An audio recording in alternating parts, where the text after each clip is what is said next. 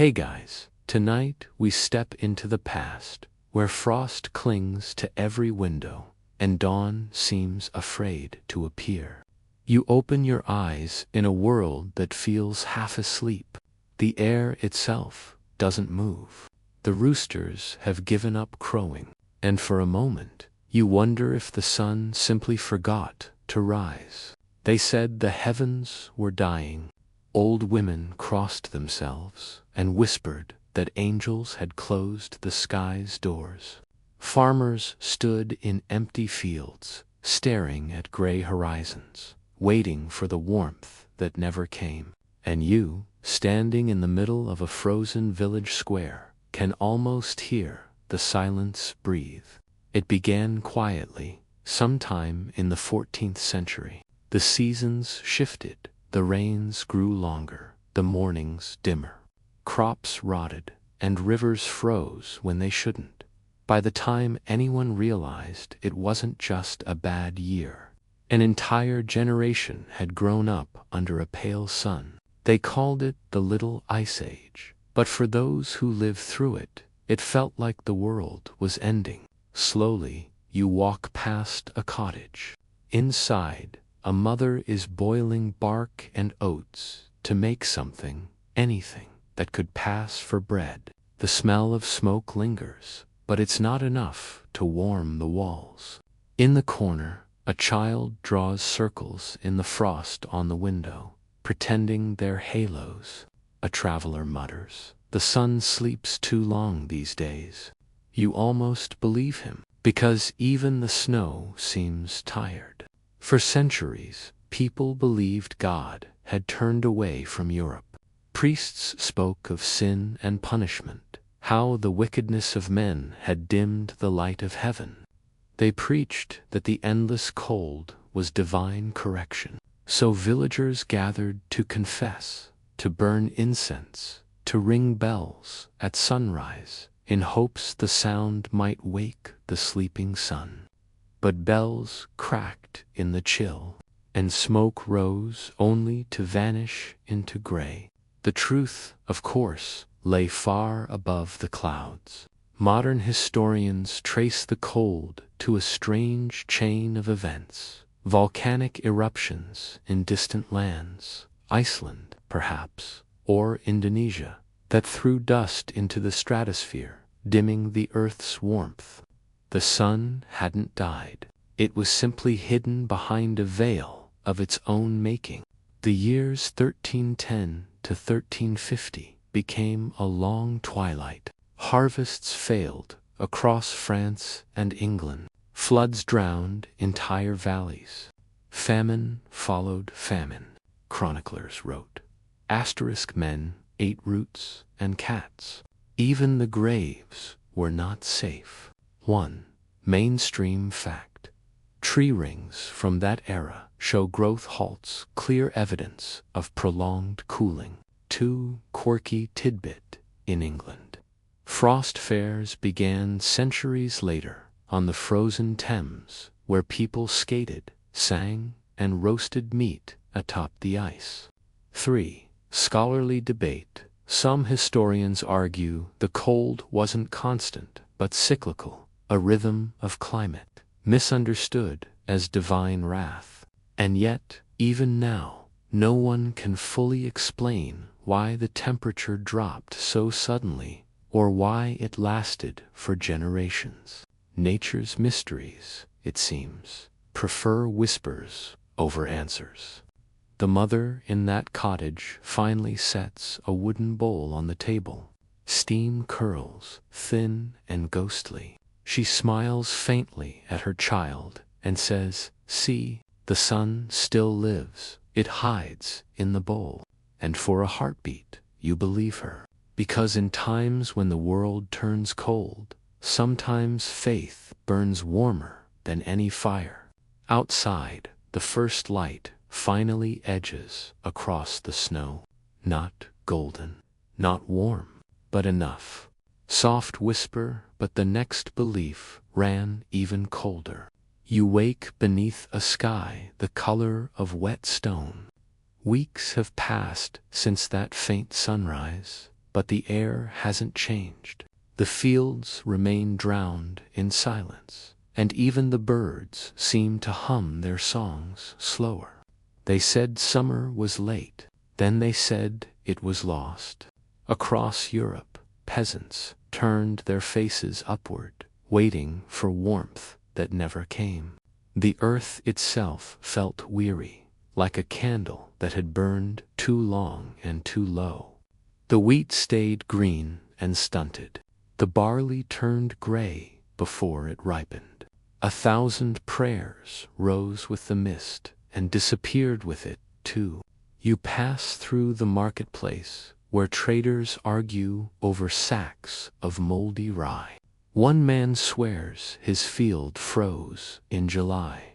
Another laughs. But it's the laugh of someone who's forgotten what sunlight feels like. In monasteries, monks began to record strange notes. The snows fell again this midsummer. They didn't call it disaster. They called it warning. And deep down, everyone knew something was changing. Something bigger than the land. Something no prayer could reverse.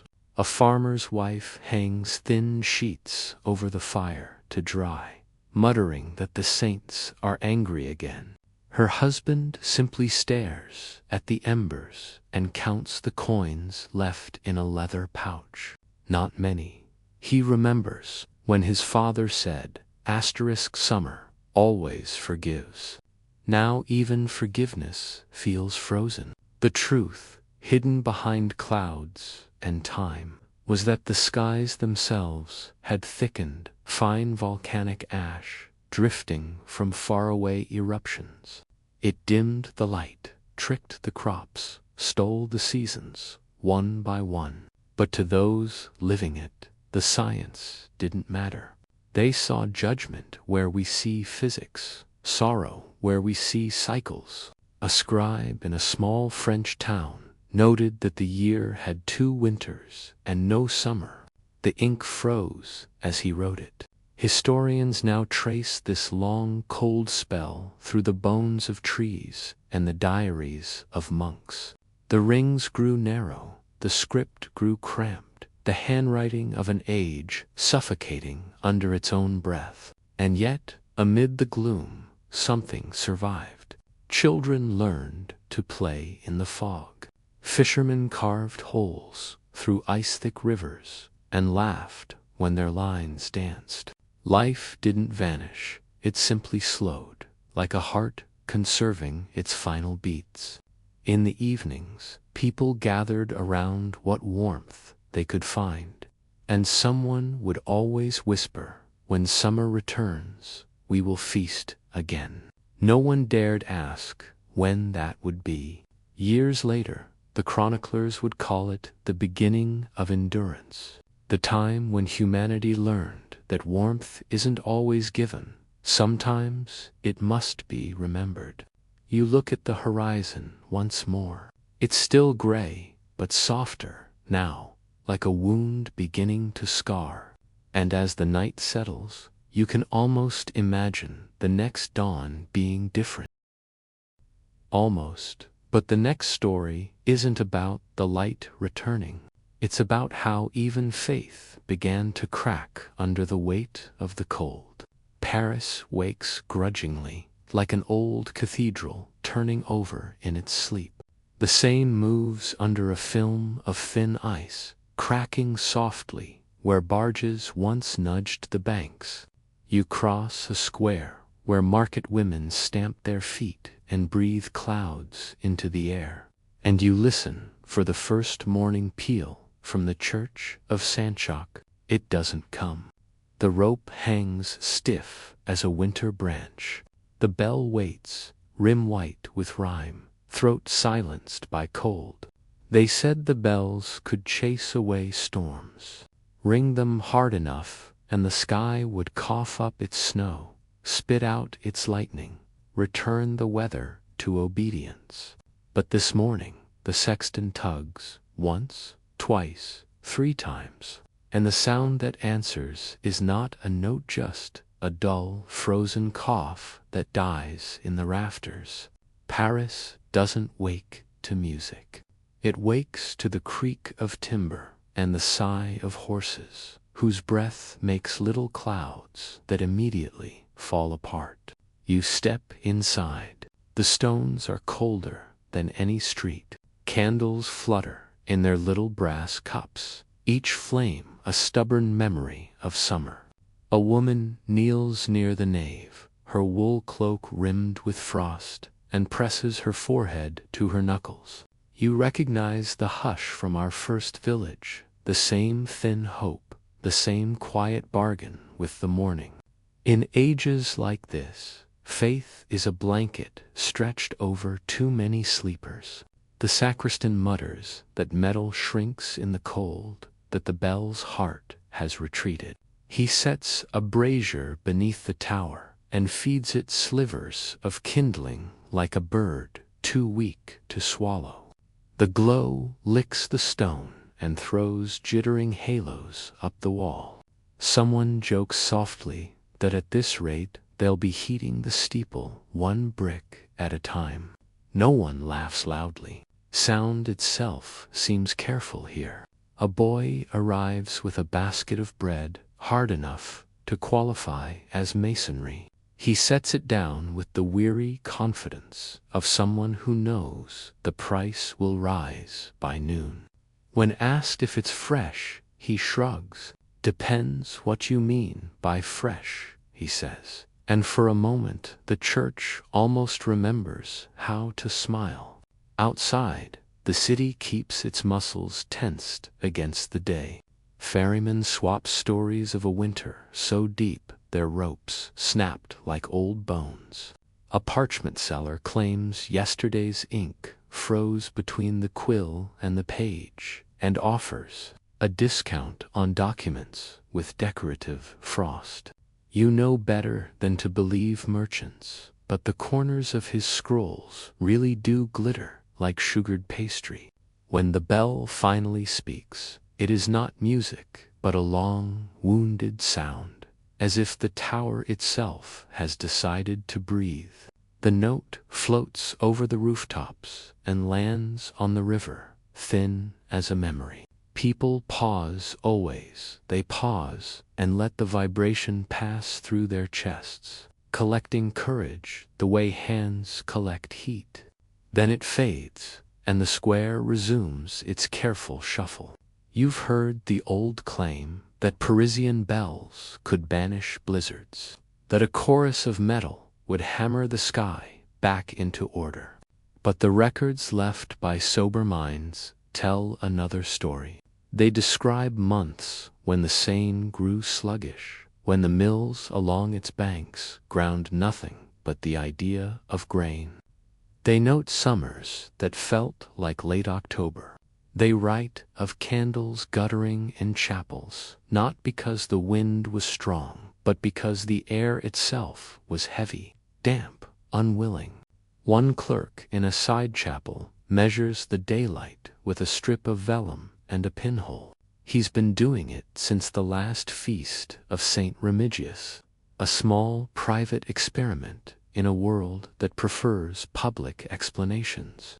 Today's mark is lower on the strip than he expected. He frowns, not because faith is losing, but because the numbers are winning. It is a very medieval expression. Scholars will argue later whether the city's cold was the same cold felt in the high farms, whether river fog and street smoke deepened the gloom until Paris invented its own weather. The debate never fully resolves. Some truths belong to the places that suffered them, but even the disputants admit the pattern is larger than a neighborhood's breath. Ash in high air dims all suns equally, and bells, for all their bronze, can charm only the people beneath them. For a while you linger in the side aisle where the light goes to die. A veteran kneels with his cap in his lap and counts his prayers on a knotted cord, each knot a winter survived.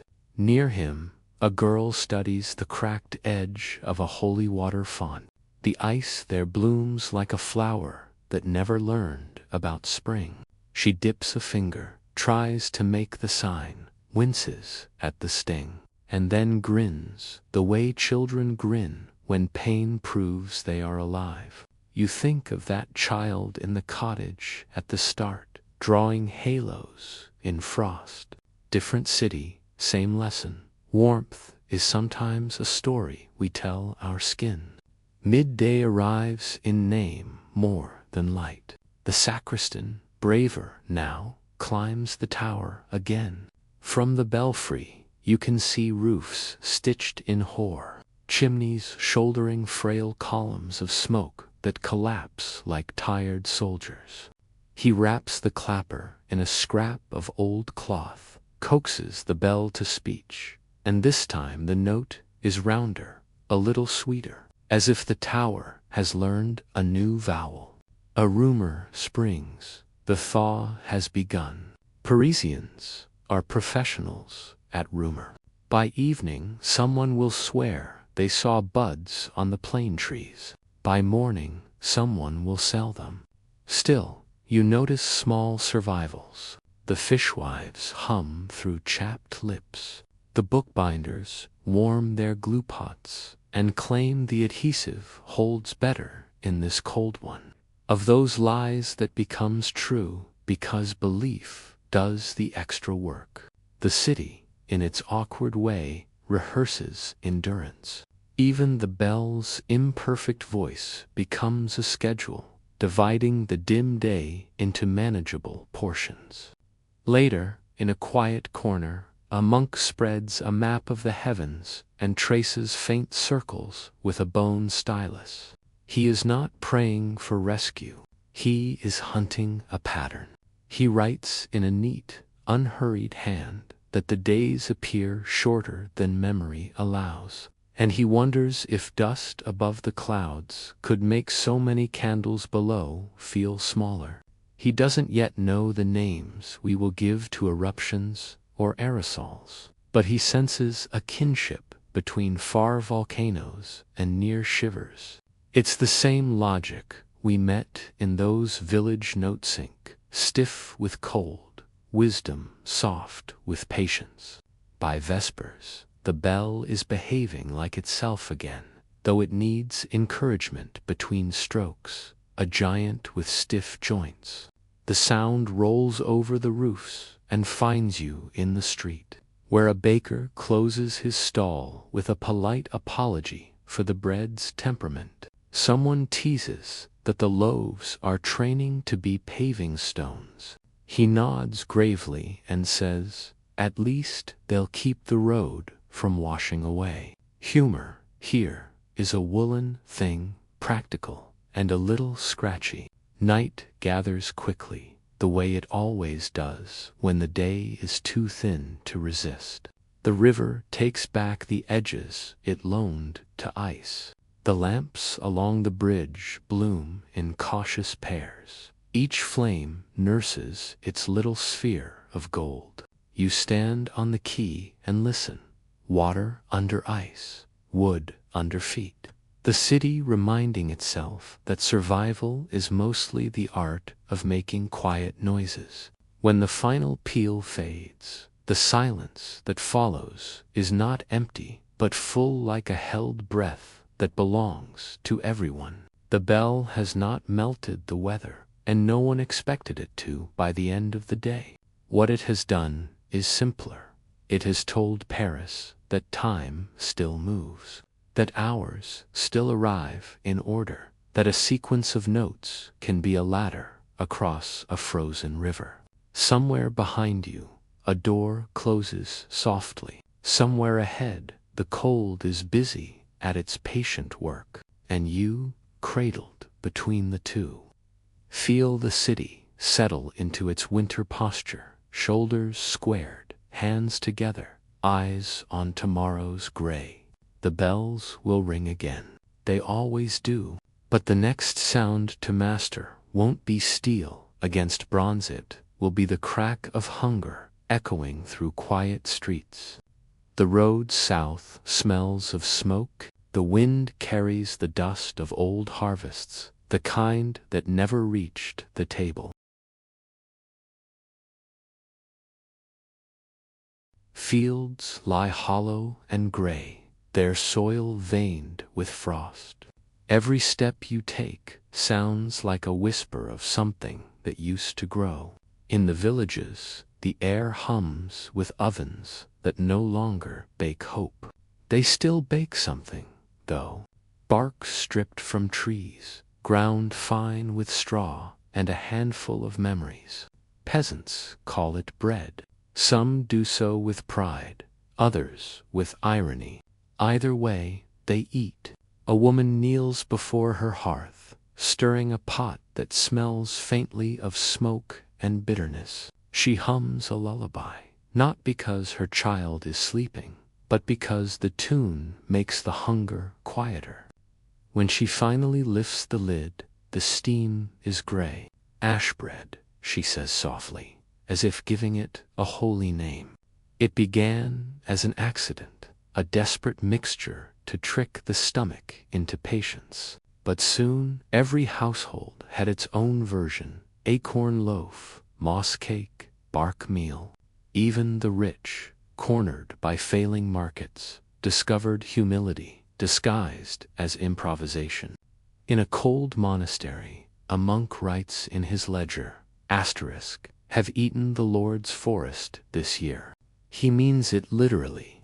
They grind oak bark into flour, bake it with snow water, and bless it as sustenance. The wafers break like old parchment.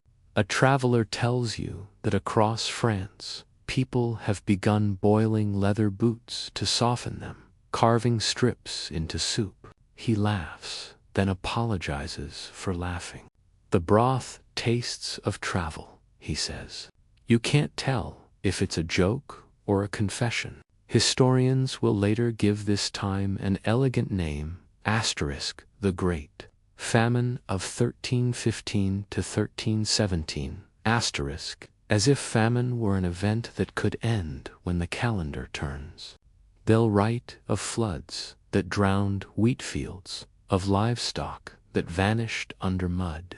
But parchment never captures what hunger does to time. Days don't pass, they circle, slower and smaller, until life feels like walking through the same cold hour again and again. Still, people found ways to turn despair into rhythm. Bakers learned to bake at dawn, so that the smell of smoke at least resembled breakfast. Mothers tricked their children into believing the darker the loaf, the richer the taste, and every bite, no matter how bitter, became an act of defiance. Asterisk, we are still here. In one cottage, a boy chews bark bread and says it tastes like the forest. His father nods solemnly. Then the forest keeps us alive. The boy doesn't know yet that this line will survive longer than the famine. Years later, archaeologists will find fragments of those loaves, blackened, dense, preserved in peat. Some will call them evidence. Others will call them symbols. Either way, they prove that starvation could not erase imagination. Even ashes, it seems, could rise. When you leave the village, the smoke follows you for miles. It smells of endurance, the scent of people who refused to die politely. Behind you, ovens keep burning, and somewhere in the haze, a mother hums again, her voice wrapped around a single, stubborn flame. The next story waits just beyond the frost, not about hunger, but about faith itself turning brittle. The people will soon look to heaven for warmth, and heaven, as always, will answer in riddles. By spring, the people had stopped asking why it stayed cold and started asking who was to blame. In every churchyard, someone whispered the same names: asterisk, asterisk, Saint Pancras, Saint Servatius, Saint Boniface, asterisk, asterisk, the ice saints. 3 holy men whose feast days always brought a chill, whose presence was said to freeze whatever dared to bloom. The priests insisted it was coincidence, just the last breath of winter, but coincidence can't keep a man's wheat from sprouting. So the villagers began to watch the sky, counting the days between May 11th and May 13th, when these saints ruled the wind. If frost came then, they said the saints were angry. You walk through a market square half empty, its stalls draped in linen like ghosts of abundance.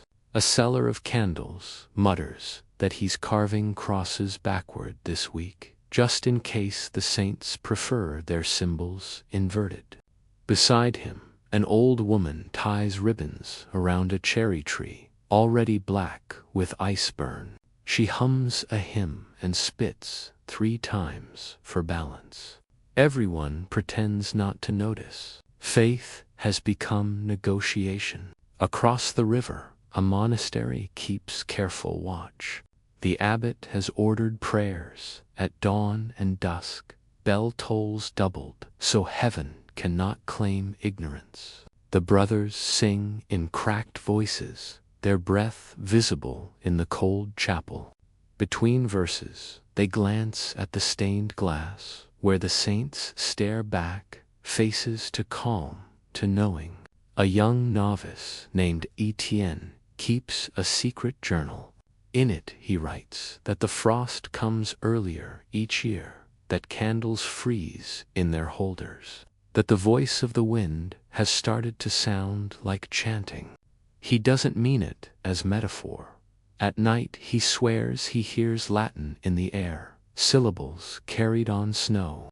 Modern science offers cleaner answers, shifts in atmospheric pressure, the lingering reach of volcanic haze. But in 14th century Europe, explanation without comfort was useless.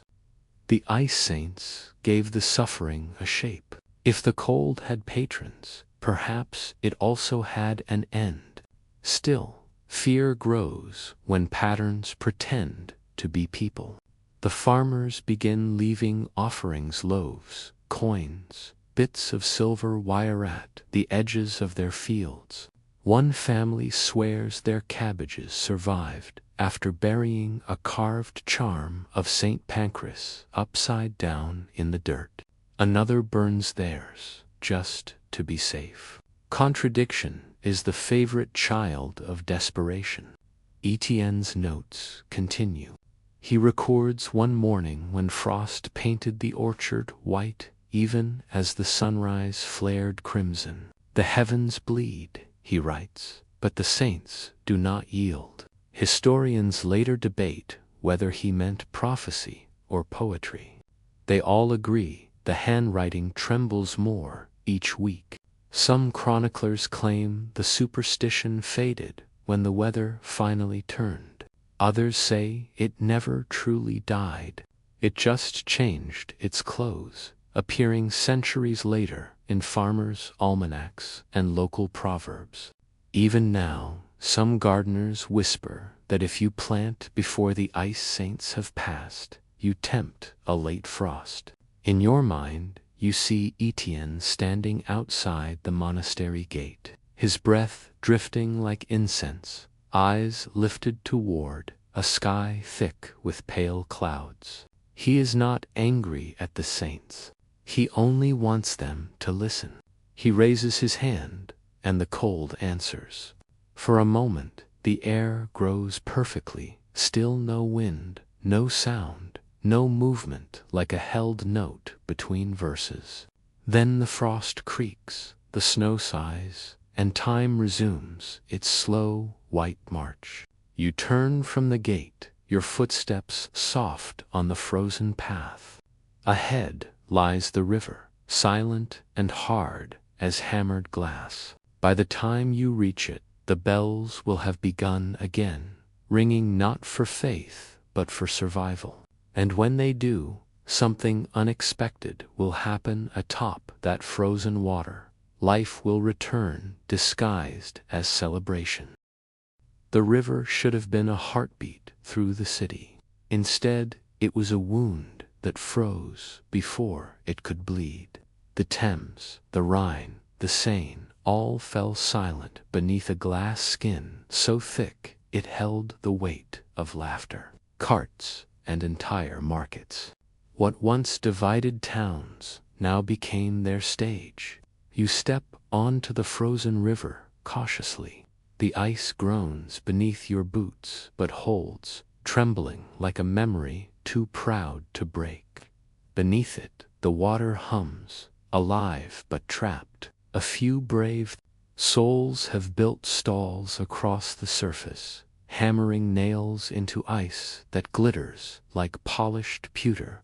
From the banks, banners flutter limply, painted with prayers disguised as advertisements. Asterisk, hot wine, frozen apples. Saints, forgive our folly.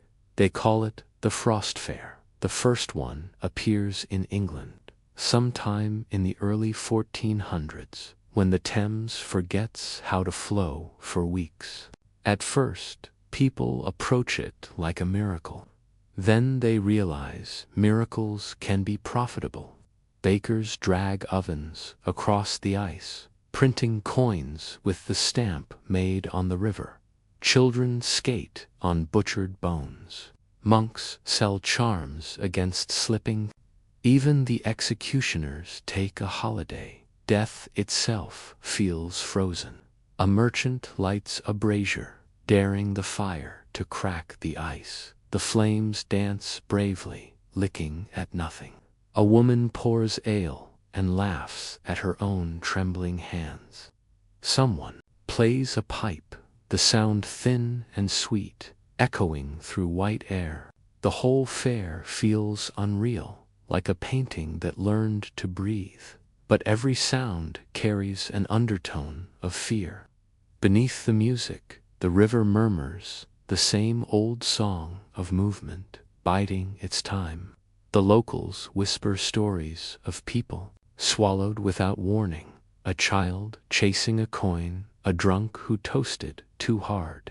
They say the river remembers everything that walks upon it. The chronicles confirm much of it. London's frost fairs are recorded with remarkable detail. 1564, 1608, 1684, 1814.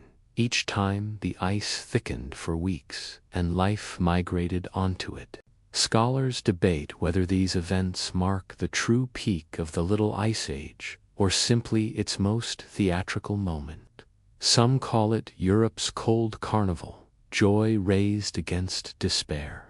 You wander past stalls where craftsmen carve saints from ice, only to watch them melt under candlelight.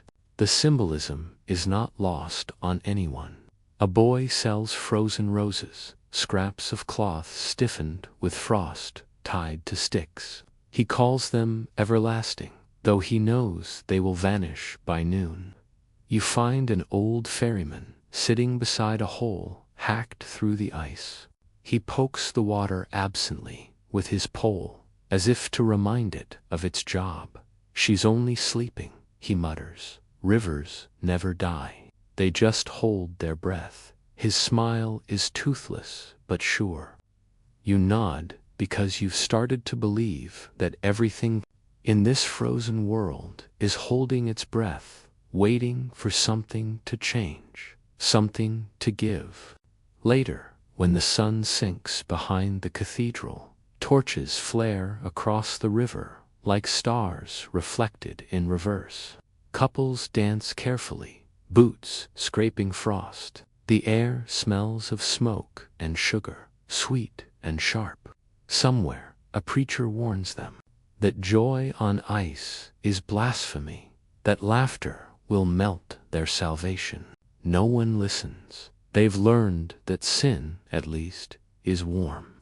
By morning, the stalls have shifted. The temperature dips, and a low crack rolls beneath the fair like distant thunder. For a moment, the crowd stills, hundreds of breaths held as one. Then, slowly, the sound fades, the ice holds. Someone raises a cup. The fair resumes, louder this time, as if to mock the danger. That's the way of humans. The tighter death's grip, the louder the song. Historians find fragments of this defiance. Everywhere, coins pressed into the ice, frozen prints of cartwheels. Even poetry carved into wooden planks. Asterisk, when frost and faith make equal ground, the poor and rich may dance. It's half joke, half prayer, and it lingers long after the thaw. Eventually, the weather softens, cracks widen. One by one, the stalls retreat to the banks. The last brazier hisses as it's lowered into water. By dusk, the fair is gone, leaving only footprints and fragments of song drifting downstream. You stand watching the river move again.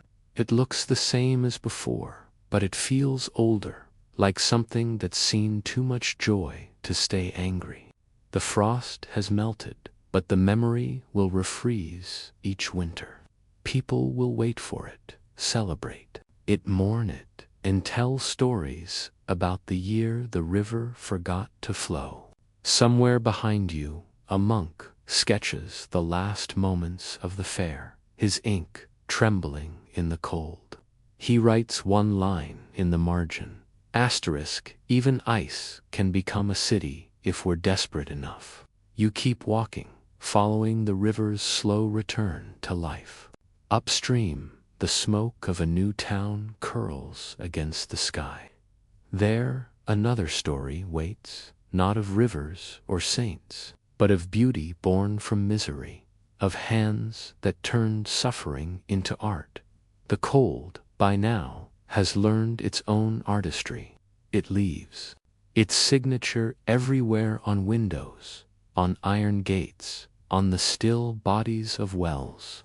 Patterns bloom overnight, twisting across glass in perfect silence. They look like feathers, ferns, or angel wings, depending on how long you've gone without hope. You walk through a small town just before dawn. The streets glint silver, every cobblestone caught beneath a thin skin of light. From the eaves hang daggers of ice that chime whenever the wind shifts. The air tastes like tin and snow. It should be unbearable, and yet it's beautiful, which people start calling it, asterisk God's handwriting. The frost writes verses only the morning can read. A painter named Henrik from Bruges sets up his easel beside the frozen canal and tries to copy what he sees impossible. Veins of white that vanish as soon as the sun touches them. He paints fast, breath fogging his colors, fingers stiff. By the time he's finished one curve of leaf, the original has already melted away. I chase ghosts, he says, and the ghosts always win. He's not alone. All across Europe, artists begin to find strange inspiration in the cold. Monks illuminate manuscripts with new shades of blue, the color of distant snow, of divine indifference. Tapestries begin showing winter not as punishment, but as a kind of revelation.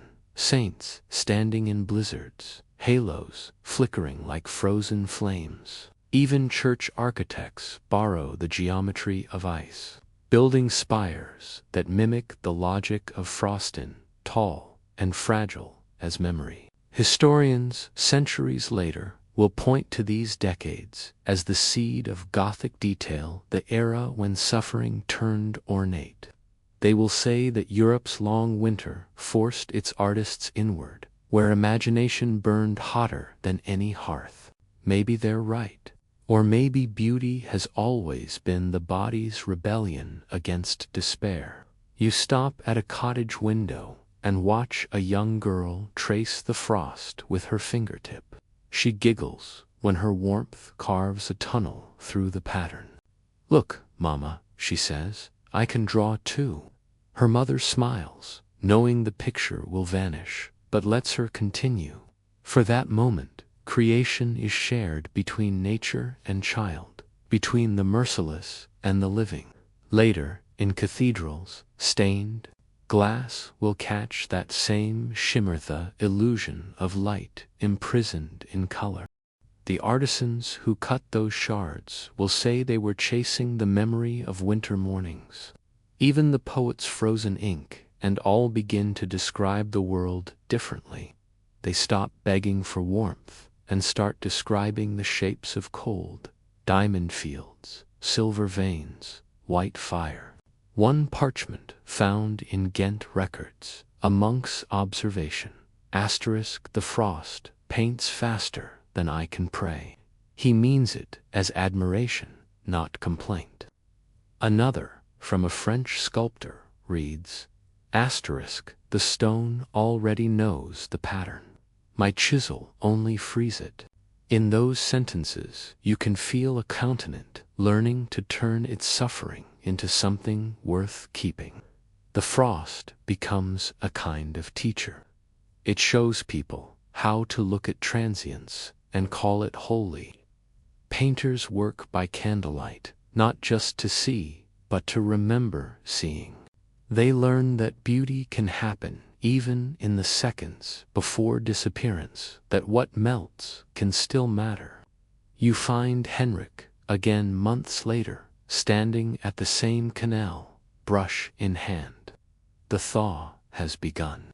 His reflections ripple instead of freeze, and the world looks suddenly unstable. It's all moving now, he says, quietly.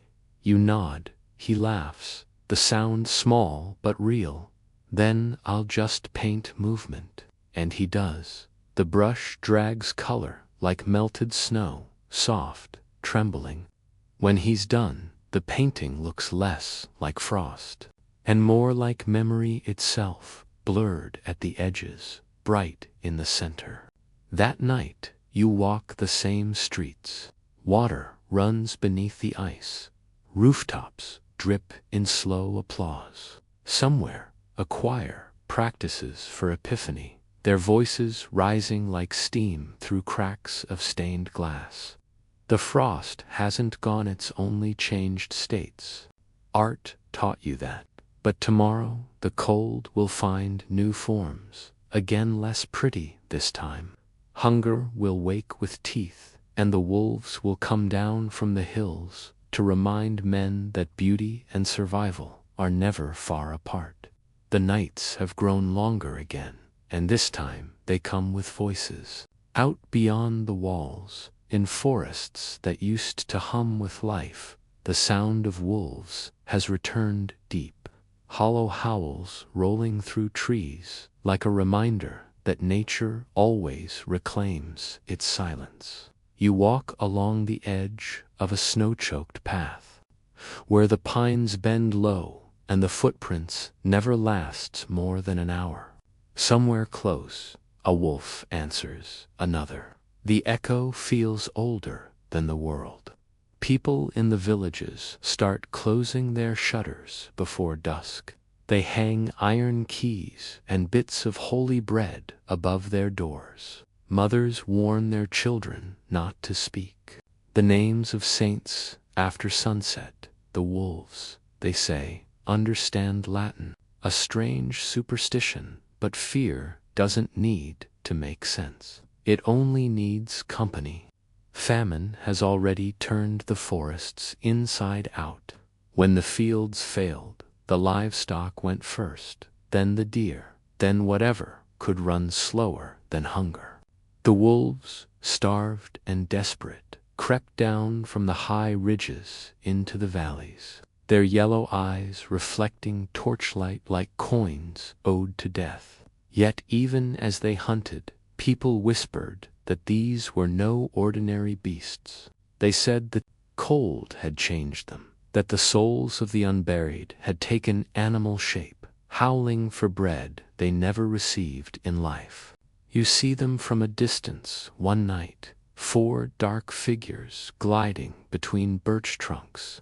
They move without hurry, as if they already own the place. When the wind shifts, they vanish, leaving only the faint sound of snow collapsing under paws.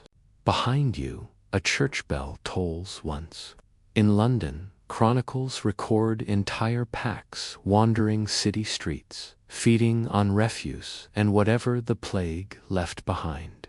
In France, a lone wolf called Courtauld becomes legend after devouring soldiers in the snow.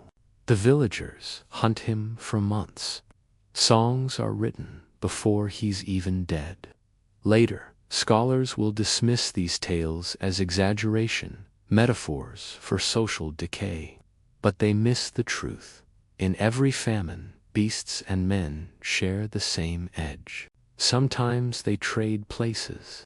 A tanner in Rouen writes that his neighbors grew leaner than their dogs, that they eyed each other the way prey eyes light. He isn't being poetic. Hunger has a shape, and in these years it often walked on two legs. The priests try to reclaim the narrative. From the pulpits they preach that the wolves are punishment for greed, that charity will drive them back to the forest. But charity itself is a corpse now, buried under frost and exhaustion. Even the monasteries lock their gates at night. The songs of mercy turn into whispered calculations of ration and need.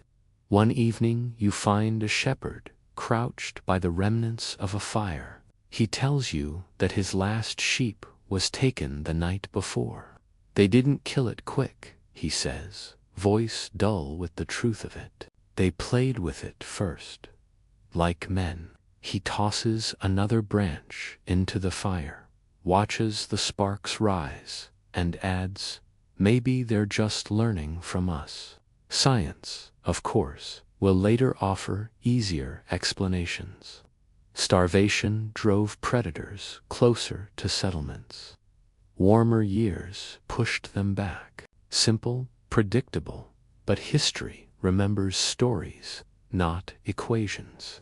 And in every story of the cold, the wolves return when the world has forgotten its kindness. You keep walking. Snow muffles the sound of your steps until you feel invisible. Around you, the forest breathes, slow, patient, and full of hunger. In the moonlight, you see a pair of eyes flash between the branches, then another. The pack watches you, but it doesn't move. You realize they're not hunting, they're listening. Maybe to your heartbeat, maybe to something older still. A sudden gust carries a cry from the village, a child, a door slamming, the frantic jangle of a bell. The wolves turn toward the sound, heads low, bodies flowing over the snow like smoke. You want to call out, to warn someone, but your voice freezes in your throat. The forest goes silent again, as if waiting for the outcome it already knows. By dawn, the snow is smooth once more. No prints, no blood, only silence. The villagers will wake and say it was a dream, that the wolves vanished with the moon. They'll repeat it until they believe it. That's how people survive, by editing the dark. In a century's time, painters will depict those wolves as demons, their fur blue with moonlight, their eyes gold with sin, and poets will turn them into metaphors for famine or courage or the human heart. But tonight, standing alone at the edge of the forest, you understand the simpler truth. The wolves were never gone. They were just waiting for the world to grow quiet enough to hear them again. Somewhere beyond the hills, a single howl cuts through the morning like a slow tear in the air. It fades, and with it goes the last illusion that the cold has finished its work. Because the next thing to freeze won't be rivers or crops, it will be hope itself. The night has become an animal of its own, restless, slow-breathing, and impossible to tame.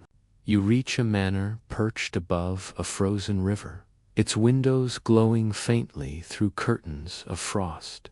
Inside, Nobles huddle around fires the size of altars, wrapped in fur and silence. The flames dance, but no one dares believe in their promise anymore. The fire gives light, yes, but not warmth. A servant feeds another log into the hearth. It hisses, spits, and sighs. The room brightens for a heartbeat, long enough to see the truth. Faces pale, lips cracked, jewels dulled by breath turned to frost. They drink spiced wine from golden cups, though it tastes of smoke and desperation. Someone murmurs that winter has swallowed the kingdom's mercy. No one argues. You sit near the flames and realize it's not just the cold that chills them, it's the emptiness of certainty. For years they believed wealth could buy weather, that comfort was a kind of divine right. Now their fires are nothing more than excuses for gathering close. Beyond the walls, peasants burn anything that will catch furniture, fences, sometimes even their own roofs. The smell of burning oak mixes with the smell of grief. Villages glow faintly at night, islands of flame adrift in oceans of dark. People walk toward them like moths to false dawns. The chroniclers describe these winters as the age of smoke, not because there was warmth in it, but because it proved survival. Smoke meant someone, somewhere, still believed in morning. One story tells of a blacksmith who melted down his tools just to feel heat against his palms. Another of a queen who ordered all her castle fires fed day and night until the walls wept black. The soot coated everything, portraits, tapestries, dreams. In the end, the fire devoured more beauty than the frost ever could. In a monastery high in the Alps, monks take turns guarding the chapel fire. They call it the eternal ember, though it's anything but eternal. Each brother must watch an hour, feeding it with driftwood, carried miles uphill. When one falls asleep, the flame dims to a ghost, and the chapel groans with cold. Yet every morning it flickers back to life. They say the warmth never leaves completely, it just hides in the coals, waiting for a breath. Scientists centuries later will name this period one of climate minima. They'll measure temperature curves, calculate solar activity, explain the pattern in perfect numbers. But none of those numbers will capture the way people prayed over embers, as if speaking to old gods, whispering bargains between smoke and faith. One such fire burns now before you, in a tavern half buried in snow. The barkeep scrapes frost from the mugs, pours ale that's half ice, and still manages to smile. Cold's just another guest, he says. You don't serve him, he leaves. The joke earns a few exhausted chuckles. A bard begins to sing beside the hearth, his lute strings stiff from the weather. The melody wavers, fragile but steady. His voice fills the room with something warmer than flame, the comfort of memory. He sings of summers long past, of rivers unbroken and sunlight that lingered lazily on stone bridges. No one believes those summers will return, but they listen anyway. Sometimes warmth doesn't come from heat. It comes from remembering warmth once existed. You watch the logs collapse inward, turning to embers the color of dying stars. For a brief moment, the whole room glows with the illusion of safety. Faces soften, shoulders ease. Outside, the wind prowls, searching for cracks. Inside, 100 tiny suns burn in defiance. When you finally step back into the cold, The sky above the manor is the color of burnt iron. The stars flicker weakly, as if shivering themselves. You exhale and see your breath. Every fire fades eventually, but people keep lighting them. That's the quiet miracle of winter. Not that it ends, but that hearts still spark inside it. And yet, somewhere far from the cities, a man stands alone beneath that same sky, studying the shadows of the sun. He believes he can read its rhythm, that nature's pulse hides in the frost itself. His name will not be remembered, but his question will be. In a valley forgotten by maps, the world narrows into silence. The snow lies smooth as parchment, and in its center stands a lone monastery, its stone walls the color of unspoken prayers. Here, one monk spends his life listening to light. His name is lost to time, but the villagers call him Asterisk, the Shadow Keeper. Each morning, he steps into the courtyard before sunrise, carrying nothing but a stick and a book bound in cracked leather. He plants the stick upright in the frozen ground, kneels beside it, and waits. When the sun finally crawls over the mountains, its light is thin, tired, but enough to cast a line across the snow. The monk traces it carefully with charcoal, whispering its angle, its length, its mood. Then he waits for the next hour, and the next, and the next. Shadows move slower now, as if reluctant to cross this age. The brothers tease him, say he's measuring ghosts, not sunlight. He only smiles. Every ghost was once light, he answers. He writes down the results in neat columns. Asterisk, the sun rose late again. The shadow stretched too far. The frost remained even at noon. Each note is a confession of the heavens, each number a psalm written in mathematics. You stand at a distance, watching him work. His breath fogs the page, blurring the words before they dry. You realize he's not chasing knowledge for comfort. He's trying to prove the world still obeys a pattern. In an age where even fire betrayed its promise, numbers were his last form of faith. When villagers visit, they beg him to explain the cold. They ask what the shadows say. He tells them the truth. Asterisk, they say the sun is weak, but not gone. It's not the answer they hoped for, but it's enough to keep them returning.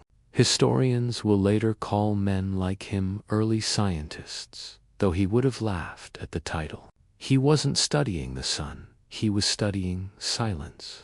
He measured it, catalogued it, offered it to God in tidy rows.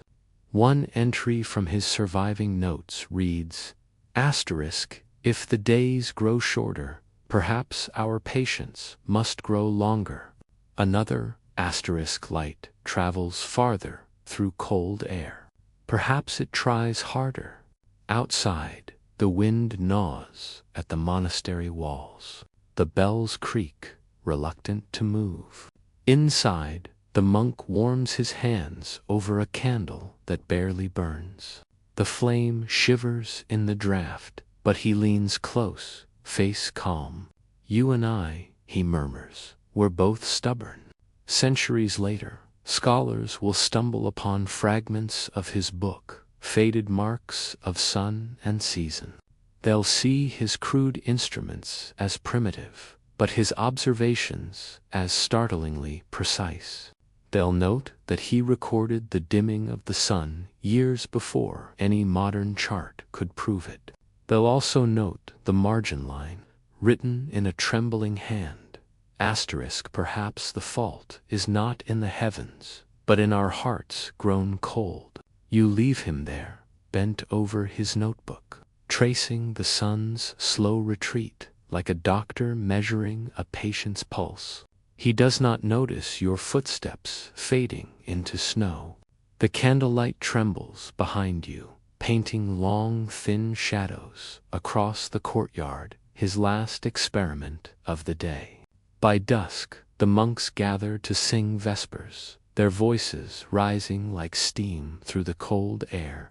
The shadow keeper doesn't join them. He's still in the courtyard, staring at the line his stick has drawn across the snow.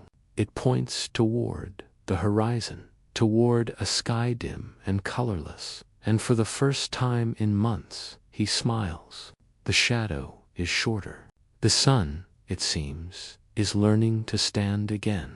But far from his quiet refuge, faith takes a darker turn. The cold breeds fear, and fear needs faces. Soon, they'll find one, a woman blamed for the weather itself. You leave the monastery behind, descending into the valley where whispers travel faster than the wind. Villages cling to their faith the way frost clings to glass, beautiful, fragile, and ready to shatter. And in the cracks between belief and fear, someone always pays the price. They call her the Witch of the Frozen Fields. No one remembers her real name. Only that her cottage sat on the edge of the woods where the snow never melted and where smoke rose even when no fire burned. You walk the same path she once walked, narrow, quiet, lined with dead thistle. The air feels heavier here, as if the world itself holds its breath. The villagers said her eyes were pale as ice, that animals followed her, that her bread never froze. That was proof enough. When the grain failed again, and the frost bit through the roofs, someone whispered her name. Once was enough. By dusk, the men had torches. By dawn, they had evidence. Strange footprints by the well, herbs hanging from her door, a chicken that refused to die quickly. Fear doesn't need proof, needs a story. They dragged her to the square. The priest read a psalm through trembling teeth. The crowd demanded warmth, not mercy. She said nothing. Some swore she smiled. When they lit the pyre, the flames hissed blue. The wind carried the smoke north, toward the hills, and for 3 days the weather softened. That was all it took to confirm the myth. Historians will later note the cruel logic of these hunts. The colder the winter, the greater the fear, the faster the accusations spread. Women who knew herbs, who prayed differently, who owned dry wood when others didn't all, became suspects in the court of starvation. In some towns, even midwives were banned from touching snow. It was said their warmth offended the frost. In your mind, you see her now, the so-called witch, standing in her small garden the night before the mob arrived. The moonlight bends around her like mercy, too late to matter. She hums softly, breaking ice from her roof. A blackbird watches from a branch, feathers puffed against the cold. When she whispers, the bird answers. It sounds like language. The chronicles don't record what became of the bird, but they do record that, after her death, the village suffered a thaw, followed by floods. The fields drowned, the wells fouled, and no one could decide whether it was vengeance or coincidence. So they rebuilt the pyre just in case. In Paris, priests debate whether demons can ride storms.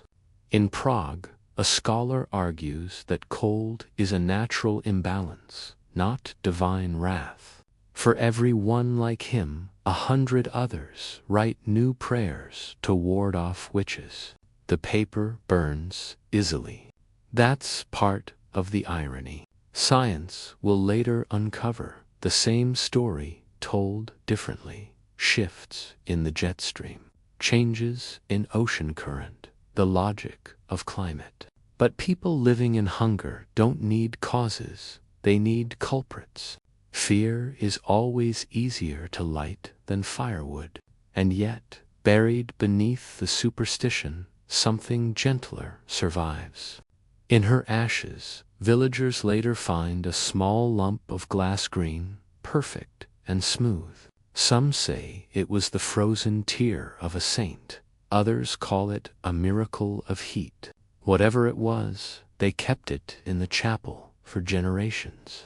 It was warm to the touch. You reach the field where her cottage once stood. The wind combs the grass into lines like scars. Snow gathers in hollows, glowing faintly in the moonlight. You kneel and press your hand into the earth. It's cold, but not cruel. Maybe the warmth just sank deeper. When you rise, the wind shifts again, carrying the faintest scent of smoke, not from fire, but from memory. Somewhere, a child is born, and his mother gives him the witch's name in secret. That's how myths survive, not through truth, but through defiance. The horizon trembles with light. The rivers beyond the hills lie still beneath their armor of ice.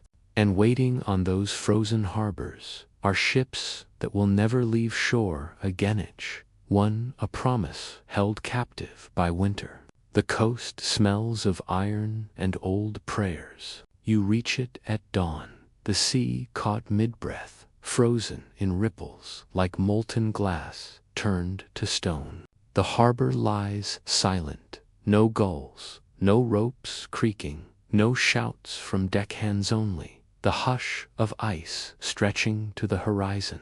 Once this place was alive with sails and salt.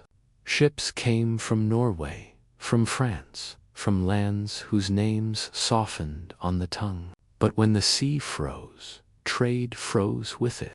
The harbors filled not with sound, but with statues' masts. The people called it the year of the sleeping ocean. You walk along the pier. Beneath your boots, the wood groans softly, complaining like an old man. A ship stands ahead of you, tilted, its hull glittering with frost. The ropes dangle like veins. A single bell sways in the wind, letting out a small, metallic breath. Inside the cabin, you find ledgers still open, pages feathered with rhyme. On one of them, a name half erased by moisture, La Grace du Vent, the grace of the wind. The irony stings. The sailors who remained on shore didn't call it tragedy. They called it punishment. They said the sea had grown jealous of the land's frost and decided to wear her own crown of ice. Fishermen crossed themselves and built fires along the beach to lure the waves back to life. They sang, drank, cursed, and waited. The sea stayed asleep. When hunger returned to the coastal towns, people began to eat the very creatures they once traded salted cod from old stores. Blackened grain smuggled from inland farms. The taverns served winter stew, a mixture of whatever still breathed. Sailors told stories to fill their bellies, tales of ghost ships gliding through fog, of captains whose hearts froze mid-beat, their crews still rowing through eternity. Later historians would interpret these as metaphors for the trade collapse of the 14th century, when ice and famine cut Europe from its own arteries. But to those living by the coast, the frozen harbors were simpler proof that the world itself could drown without water. In Lubeck, a merchant writes, "We have ships enough to reach the moon, but none to reach England." In Bergen, monks carve prayers into whale bones and toss them into the tide when it returns, hoping the sea will forgive them. Archaeologists will find some of those bones centuries later, still legible, still unanswered. One sailor, the son of a fisherman, sits on a rock at the edge of the harbor. He tells you he's been waiting for his brother's ship since autumn. She's out there somewhere, he says, staring into the field of ice. Still moving, just slower than time. His voice cracks, but the faith in it doesn't. The towns begin to change. With no trade, no coin, they turn to storytelling. Every firelight gathering becomes a small resurrection of what used to be laughter, bargains, songs that promise the thaw. The youngest children grow up thinking of the frozen sea not as loss, but as inheritance.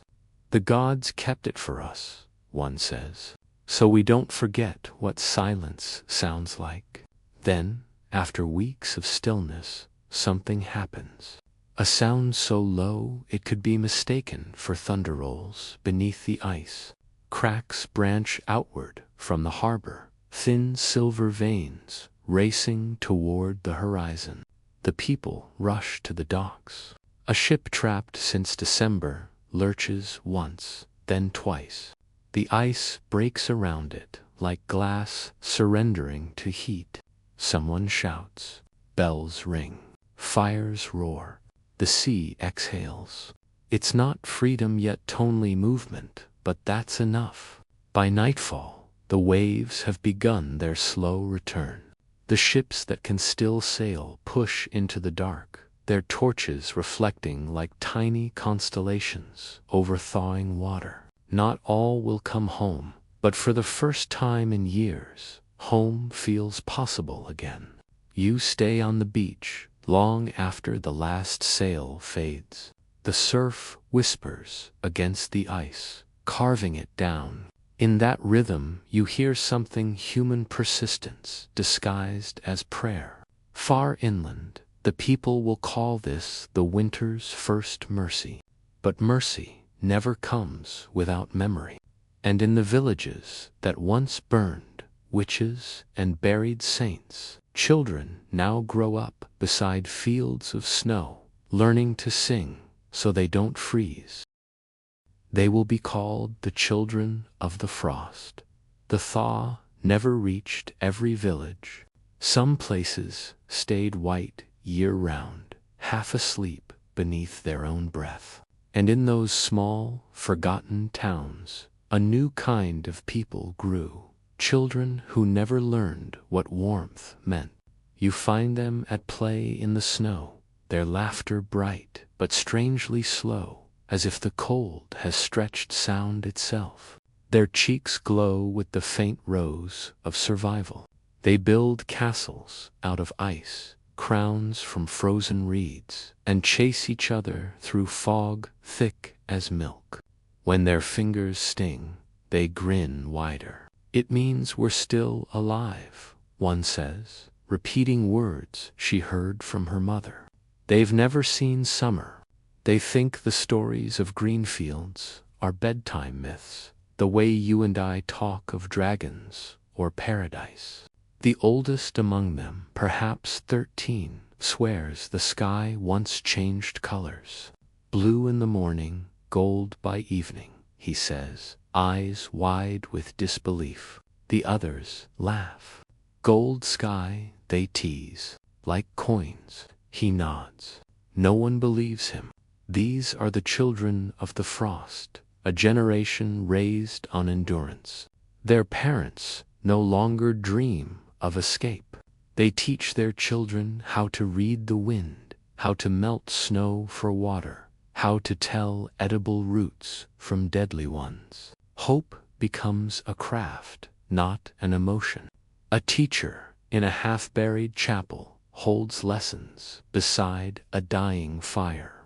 He teaches not arithmetic, but patience. Count the days of light, he says, and thank them twice. On the walls, faint frescoes show saints with halos that look suspiciously like suns. None of the children know what a real sunbeam feels like, but they love the paintings anyway. The teacher tells them that light is something you remember with your eyes closed. In the evenings, the children gather in doorways and sing.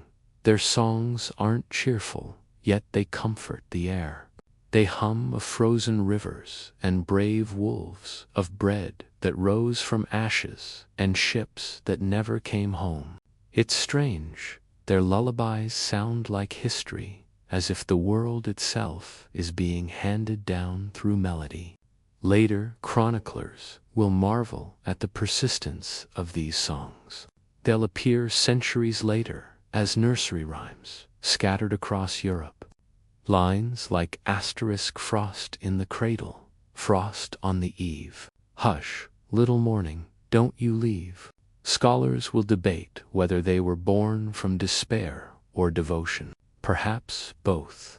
In one hut, a boy sits by the window, tracing shapes on the glass with a charcoal stick. His mother watches from the hearth. "What are you drawing?" she asks. "The sun," he says. "How do you know what it looks like?" The boy shrugs. "It just feels round." She doesn't correct him. Sometimes imagination is the only warmth left. Even in this endless cold, kindness finds new forms. Neighbors share embers, not bread. A candle passed from house to house becomes a ceremony, a single flame that travels like hope itself, flickering, fragile, alive. When it finally reaches the chapel, the teacher bows his head and whispers, "See, it walks among us."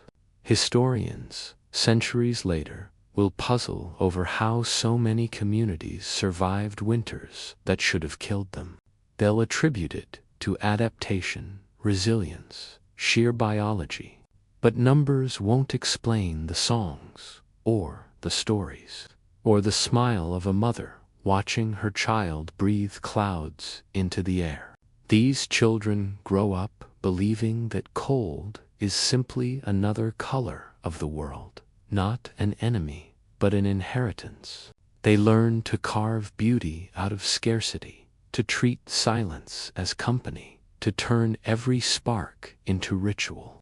And when the sun finally begins to return, they're the first to notice. "The shadows are shorter," one girl whispers. "The frost feels thinner." Her mother smiles but doesn't answer. She's afraid to believe it. But outside, you feel it too. A tremor in the air, a softness in the wind. The world is preparing to change again. For the first time in decades, snow begins to fall slower, lighter, as though exhausted by its own duty. The children tilt their faces upward, eyes closed, mouths open, catching the last flakes of an age ending. Far away, the sky darkens again, but not with snow. This time, something black drifts down from the heavens, silent as forgiveness. The next story begins where the frost turns to ash. It begins as a rumor carried by wind, flakes falling that aren't quite white. At first you think it's a trick of dusk, the light bruised by evening. But when you hold out your hand, the snow lands soft and smears gray across your palm, leaving a faint scent like spent candles. The sky is shedding ash. People step into the street and stare upward, as if looking into a well. The flakes drift slower than ordinary snow, heavier, the way thoughts drift when you're too tired to finish them. Children laugh until the taste hits their tongues, bitter, metallic, and then the laughter folds into silence. An old carter says it happened once in his father's time, black snow. Then 3 summers of mud, he mutters, as if reciting a weathered charm. A priest crosses himself and calls it a warning dressed as a miracle. A baker simply shrugs, sweeps his doorstep, and says, "At least you can see where you've been." Practicality here is a soft kind of courage. You walk to the field's edge, where the world widens into a horizon of gray breath. The ash settles on the furrows like ink, drawing lines that the plow will never reach. On your boots, it gathers into little fans, each step printing a dark, petaled flower. The air tastes of smoke from far away, smoke that never burned in any hearth you've known. No one here has heard the names. We'll give it later. Somalis, Kuwait, Tembarabad. They recognize the shape of the story. Somewhere beyond maps, a mountain has spoken in fire, and the sky is carrying the echo. The sun, already shy, hides deeper in its veil. Days dim at the edges. The noon shadows lengthen as if remembering winter's instructions. In the monastery, the shadow keeper lays a clean page on his desk and finds it stained before the ink touches it. He rubs the grit between finger and thumb and nods once, as if an equation has just confessed. In the margin, he writes, asterisk snow that keeps secrets. The candle beside him crackles. Even fire seems to swallow rather than shine. Chronicles from these years mention strange storms, black rain, dry fog, sunsets like bruised fruit.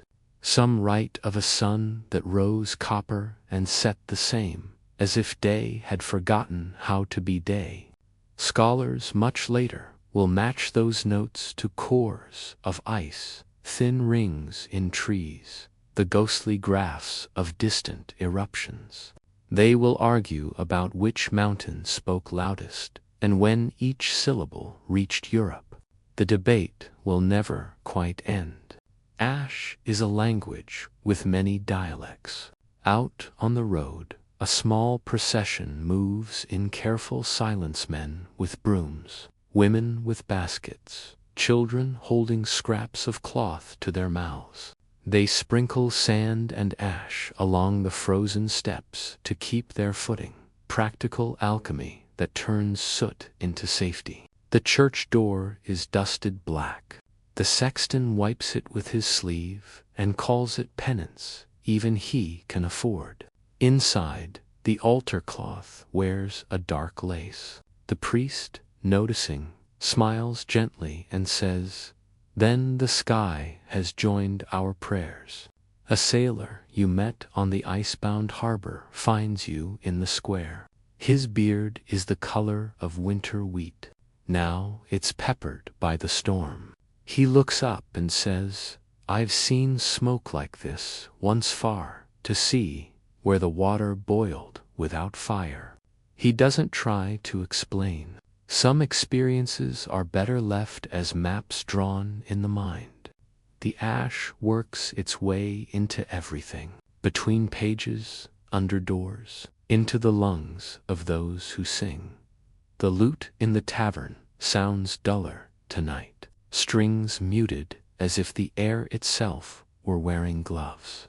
The bard tunes and tunes, then surrenders with a grin. The world's put a blanket over its head. The small laughter it earns is worth the truth it dodges. Not all the signs are sorrowful. Artists steal handfuls of ash and mix it into paint, discovering grays they didn't know existed. Storm gray, bell bronze gray. A glassmaker stirs a pinch into his batch and blows a cup the color of rain that's remembered coal. He sets it on a sill where dawn can find it, and for a brief moment the cup looks lit from within, as if it captured a piece of sunrise the sky forgot. In a nearby cottage, a girl you've seen before, the one who traced frost with a fingertip, presses her palm to the window pane. Where it warms, the ash snow melts into a tear that runs down the glass and leaves a clean trail through darkness. "It's crying," she whispers. Her mother kisses her hair and says, "Maybe it's washing the cold away." Hope is a dialect, too. There are darker interpretations. A scribe copies a rumor from the south, fields sprouting black flakes that choke the lambs, wells rimed not with whiteness but with soot, mornings where the horizon looks burned though no town has fallen. He pauses, ink thick on the nib, and adds a line he isn't supposed to add. Asterisk, it is beautiful, a little. Honesty, like ash, finds its way into forbidden places. By midday, the snowfall thins, and a strange light spreads thin, but even, like a lantern wrapped in cloth. The world is dimmer, but also gentler. Edges softened, noises padded, people move more slowly, voices drop. Grief borrows manners from snow. In that hush, you remember the river fair, the witch's green glass, the monk's patient stick, the children's round sun drawings. All of them felt like this, a way of finding grace when the sky refused to provide it. Later, a wise man with many charts will say that storms like this shade the earth, lowering the fever of summers not yet born. Another with fewer charts will say it was punishment for pride. Between them, a grandmother will say it was a lesson in walking softer, and perhaps she will be nearest to the heart of it. Evening arrives with a sunset that looks like metal cooling red, turning iron, iron turning ash. The flakes stop. The air clears to a clarity so exact it almost hurts. Rooftops wear a thin soot that glows fox red where the last light strokes it. Down in the square, the bell rings vespers and sounds older, as if ash has thickened its throat. The night that follows is not cruel.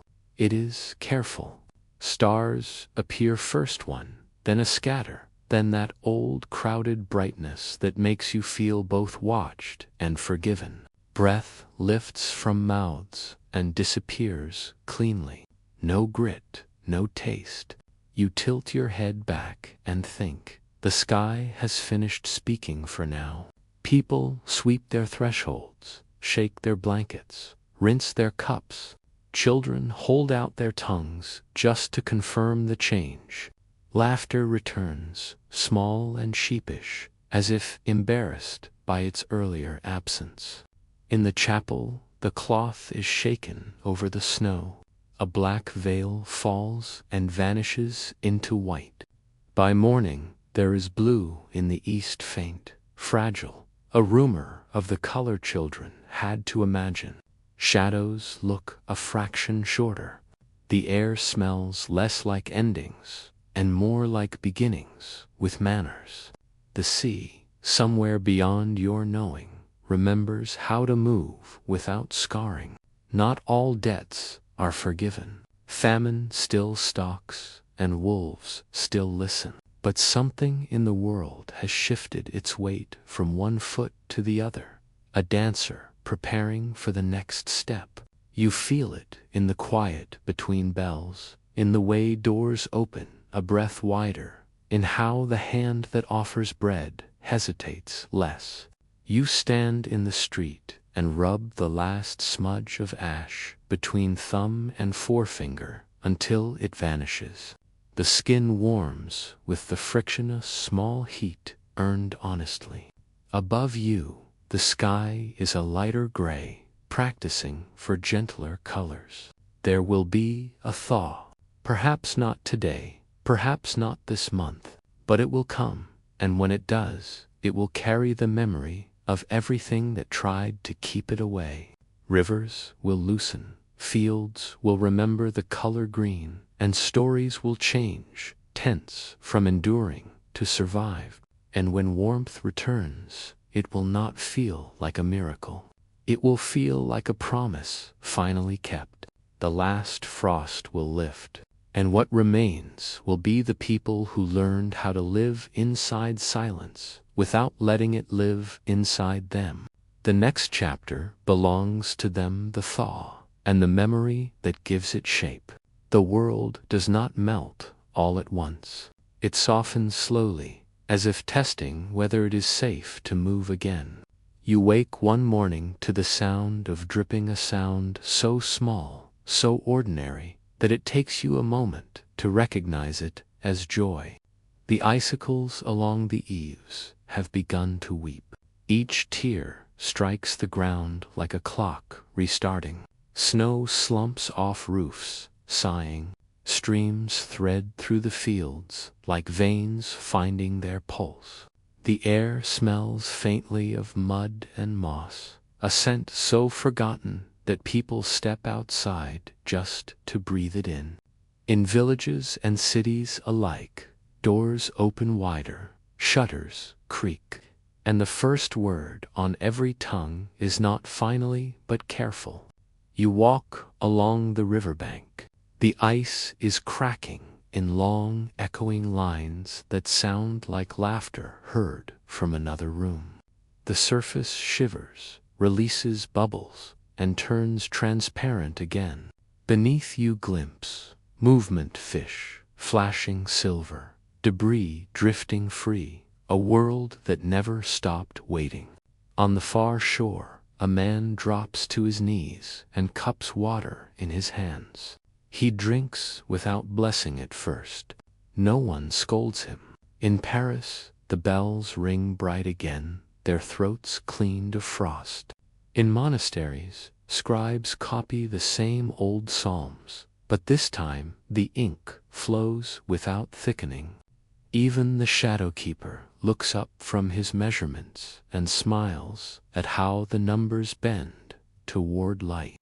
The sun, he writes, remembers its duty. The children of the frost run barefoot through puddles. They slip, shriek, and laugh until they cough from the warmth.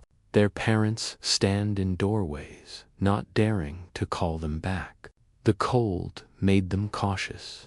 The thaw teaches them courage. Historians will later date this end precisely temperatures rising, crops reviving, but no chart will capture what it feels like to watch a season release its hold on the world. You can't measure relief. It arrives in gestures, a shared loaf, a window left open, the first green thread on a hillside.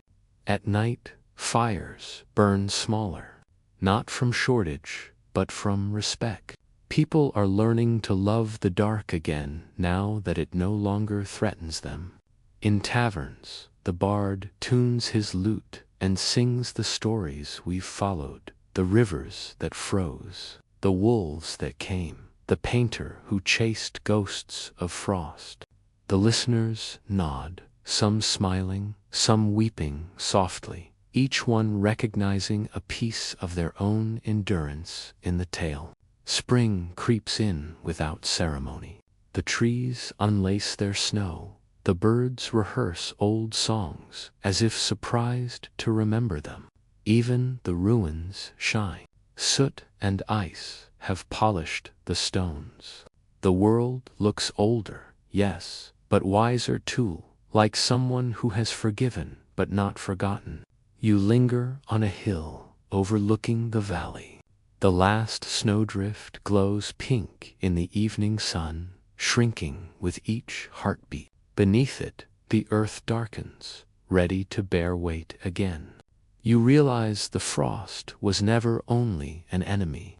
It was a teacher of patience, of reverence, of the quiet art of surviving together. A final wind passes, gentle this time, and carries with it the scent of wet soil and wood smoke. The horizon breathes color, soft greens, shy blues, the first golds of honest light. Somewhere, a child laughs at a puddle's reflection, and in that laughter, the whole age finds its closing line.